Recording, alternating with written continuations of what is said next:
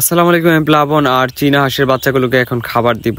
ওদের খাবারের সময় হয়েছে। আর মাশাআল্লাহ আমার চীনা হাঁসের বাচ্চাগুলো অনেক ভালো আছে, অনেক সুস্থ আছে, এখন পর্যন্ত কোনো সমস্যা হয় নাই। আর এখানে টোটালি আমার চীনা হাঁসের বাচ্চা আছে 17টা এবং আলহামদুলিল্লাহ আমার 17টা বাচ্চাই খুব ভালো আছে, এখন পর্যন্ত ওদের কোনো সমস্যা হয় নাই। আর অল্প কিছুদিনের মধ্যে ওদের ভ্যাকসিন করানো হবে। এই আমার যত হাঁস আছে সবগুলোকে ভ্যাকসিন করানো হবে। হাঁসদের ওদের পানির পাত্র দিয়ে দিছে, এখানে ওরা পানি খাইতেছে, আবার ওইখান থেকে আবার খাবার খাইতেছে, ওদের যখন যা প্রয়োজন মনে করতেছে তাই করতেছে। আর আলহামদুলিল্লাহ আমার চীনা হাঁসের বাচ্চাগুলো অনেক সুস্থ আছে। আর সবাই আপনারা দোয়া করবেন যাতে আমার চীনা হাঁসের বাচ্চাগুলো সুস্থ থাকে। আর আমি এই চীনা হাঁসের বাচ্চা নিয়ে একটা প্রজেক্ট দাঁড় করাতে চেষ্টা করতেছি, ভালো একটা ফার্ম বানাবো। আর এটা দিয়ে আমি চেষ্টা করে দেখি কি করা যায়। আর চীনা হাঁস আমার অলরেডি একটা চীনা হাঁস ডিম দিতেছে, আর এখন এটা বাচ্চা নিয়ে করতেছে। আমি এটাকে আলাদা করে দিলে এটাও ডিম দেওয়া শুরু করবে, কিন্তু এখন আমি প্রথম অবস্থায় আলাদা করতেছি না। আর এখানে আমি নতুন সেট তৈরি করছি আমার কোয়েল পাখির জন্য। আর নতুন সেট আপটা আজকে আপনাদের মাঝে দেখাই। আর ভিতরে কিছু গাছ দিয়ে দিছি, একদম কি বলে জীবন্ত গাছ, এটা দিয়ে ওদেরকে করে দিছে। আর আমার কোয়েল পাখিগুলো ডিম দিছে, এখানে মেবি 11টার মতো ডিম আছে। আর এখানে কাঠের কিছু বসি দিয়ে দিছি। আর এখানে ওই যে একটা ডিম খাবারের পাত্রের মধ্যে ডিম পেরে রাখছে, কিন্তু আমার সমস্যা একটাই, বুঝতেছি না ওরা কখন ডিম নিয়ে বসবে, মানে কয়টা ডিম পারে টোটালি তাও জানি না। আর ওরা ডিম নিয়ে বসবে কবে তাও জানি না। একটা লাইটের বাল্ব দিয়ে দিছি, কারণ রাত্রিবেলা অনেক ঠান্ডা পড়ে, আর সেটার জন্য যাতে ওরা একটু তাপ পায়, এই তাপের নিচে থাকতে পারে। আর এখানে গাছ লাগিয়ে দিয়ে আমি একদম ওদেরকে একটা ন্যাচারাল পরিবেশ তৈরি করে দিছি, এই বন জঙ্গলের মতো যেভাবে ওরা থাকে। আর ওরা চাই এই বন জঙ্গলের ভিতরে কিছুক্ষণ পর পর লুকায় পড়ে, কেউ আসলে এটার ভিতরে লুকায় পড়ে, মানে একদম মনে হইতেছে যে একদম বাহিরে ওরা চলাফেরা করতেছে, এই অবস্থা। আর মাশাআল্লাহ দিলে আমার কোয়েল পাখিগুলো সুস্থ আছে, কিন্তু আমার একটা কিং কোয়েল পাখি, ওইটার জন্য একটা ফিমেল লাগবে, যদিও এখনও দিচ্ছি না, অবশ্যই দেব। আর এখানে হলো সাদা কোয়েল পাখিটা যেটা, এটা হলো ফিমেল কোয়েল পাখি। আর ওই ক্লাসিক কালার যেটা, ওইটা হলো মেল।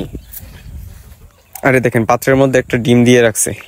আর কোয়েল পাখির তুলনায় দেখা যাইতেছে ডিমের সাইজটা মোটামুটি ভালোই, মানে একদম ছোট বললে চলবে না, মানে কোয়েল পাখির তুলনায় ডিমের সাইজটা অনেক বড় আমার কাছে যেটা মনে হলো আর কি।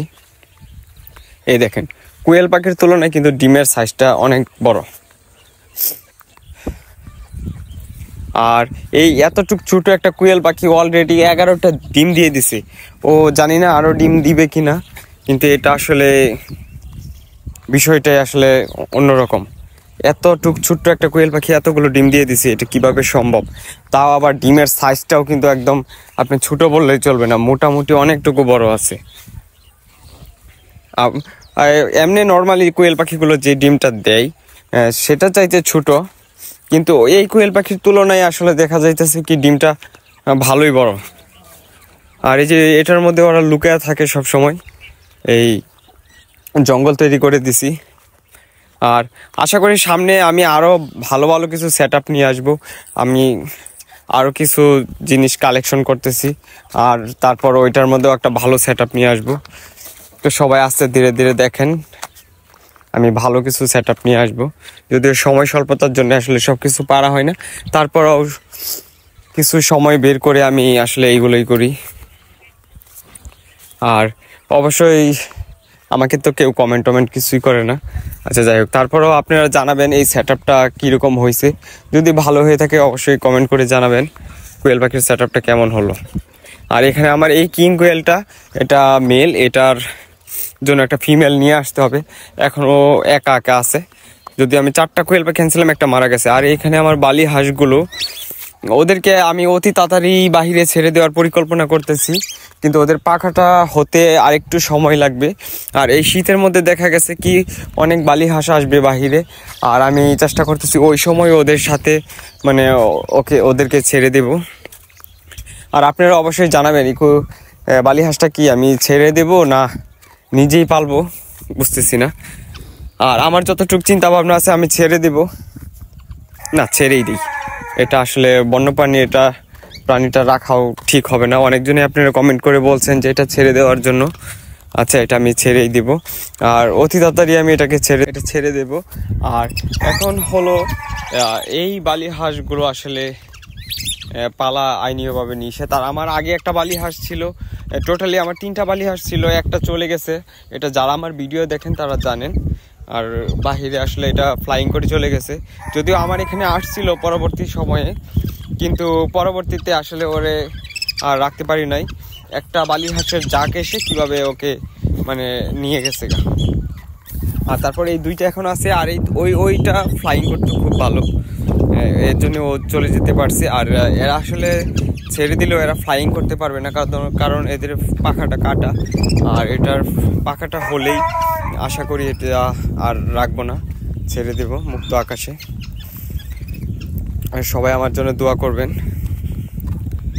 আর এই বালি হাঁসগুলো যাতে সুস্থ থাকে ওই পর্যন্ত, এরপরে যাতে এদেরকে ছাড়তে পারি। আর পাখাটা হয়ে যাওয়ার সাথে সাথেই ছেড়ে দেবো। অবশ্যই এটা ভিডিওর মাঝে ছাড়বো। সবাই ভালো থাকবেন, সুস্থ থাকবেন।